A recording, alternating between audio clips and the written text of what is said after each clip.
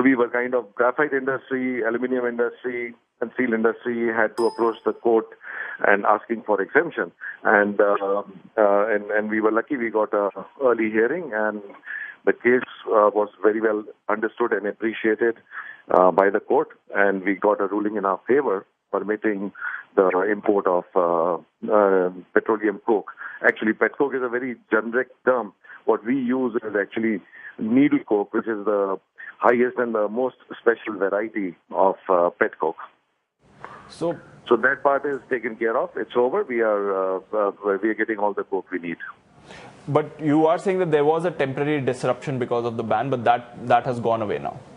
No, it didn't matter to us much because it was quick. Actually, we got an early hearing. That's what I'm saying, and we had sufficient stock. So it was the moment it was permitted, our shipments resumed. So we did not face any disruption at all. Exactly what I was trying to understand. So essentially, your process wasn't really disrupted. In terms of demand trend, we saw some rationalization happen a while back, and that reflected in the stock prices as well. But what's the demand trend currently? See, the demand continues to be strong. It's difficult to relate it with the stock price movement. The fundamentals of the industry very much remain intact.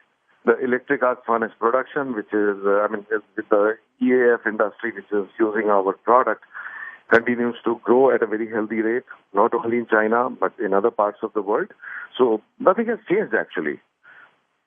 Have you seen any traction on the pricing front then? What's the kind of, just put in perspective for us, what's the kind of demand growth trend that you expect in FY19 versus what we had in FY18? And of course, will that also materially impact pricing?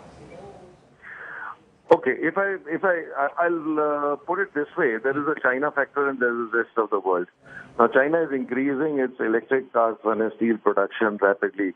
From being just 6% of their production in 2016, they are now this year going to be almost 12%, which means they are going to be making 100 million tons of steel through this route.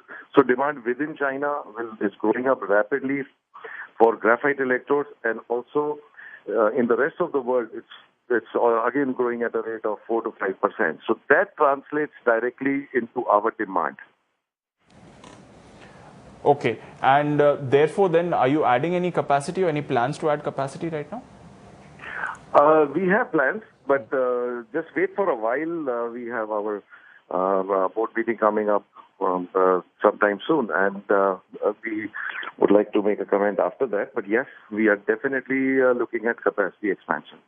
Okay, thanks so much for joining in and running us through that quick update there. So essentially, the production wasn't really disrupted for them because, as he said, they had enough buffer stock and they got a quick hearing from the Supreme Court, and therefore no real disruption as far as the manufacturing process is concerned for them.